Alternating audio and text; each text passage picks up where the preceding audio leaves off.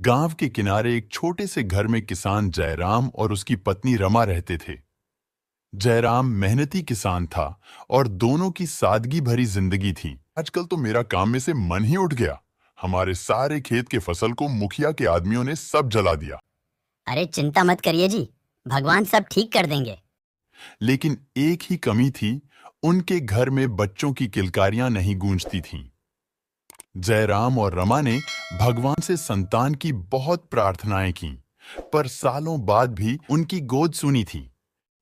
एक दिन जयराम खेत में काम कर रहा था जब अचानक आसमान में बादल छा गए और तेज हवा चलने लगी। उसकी नजर पास की नदी पर पड़ी, जहां पानी में अजीब सी चमक हो रही थी। जयराम चौंक कर उस ओर बढ़ा और उसे पानी में एक रहस्यमयी आवाज सुनाई दी। दोस्तों, आपको क्या लगता है कि क्या होगा? जानने से पहले अगर आप भारतीय और नेपाली हैं, तो चैनल को सब्सक्राइब और वीडियो को लाइक करना मत भूलना। चलो शुरू करें।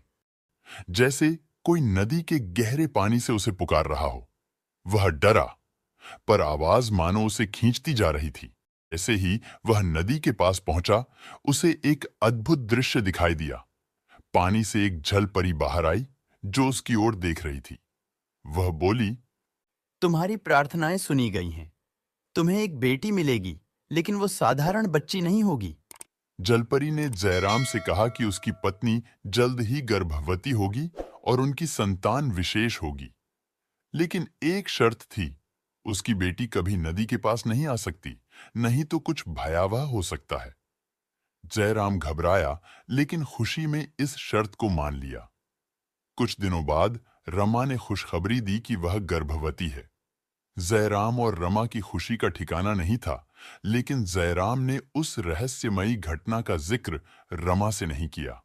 समय बीतता गया और आखिरकार वह दिन आ गया जब रमा ने एक सुंदर सी बच्ची को जन्म दिया। पर जैसे ही उन्होंने बच्ची को देखा, वे चौंक गए। उनकी बेटी के पैर नहीं थे, बल्कि उसकी कमर से नीचे का हिस्सा मछली की पूंछ जैसा था। वह एक जलपरी थी।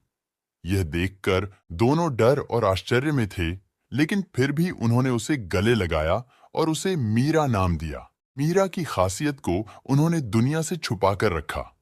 वह घर के अंदर ही रहती और जैसे जैसे बड़ी होती गई, उसकी पूंछ और भी सुंदर और चमकदार हो गई। लेकिन मीरा के मन में हमेशा यह सवाल उठता कि वह नदी के पानी से क्यों दूर रहती है और उसके माता-पिता उसे वहां जाने क्यों नहीं देते। मीरा का जीवन सामान्य नहीं था। वह कभी अपने जैसे किसी को नहीं देख पाई थी और उसकी आंखों में हमेशा नदी की ओर जाने की चाहत दिखती थी।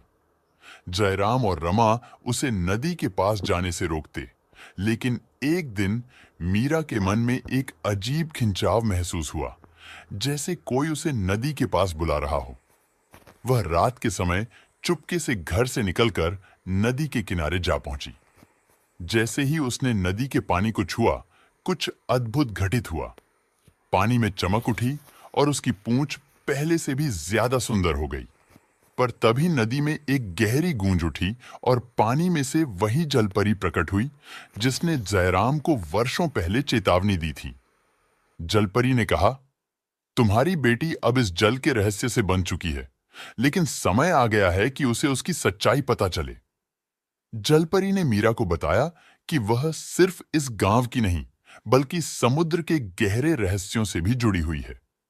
उसका जन्म एक अद्वितीय उद्देश्य के साथ हुआ है और उसके पास जल और जीवन को संजीवनी देने की शक्ति है।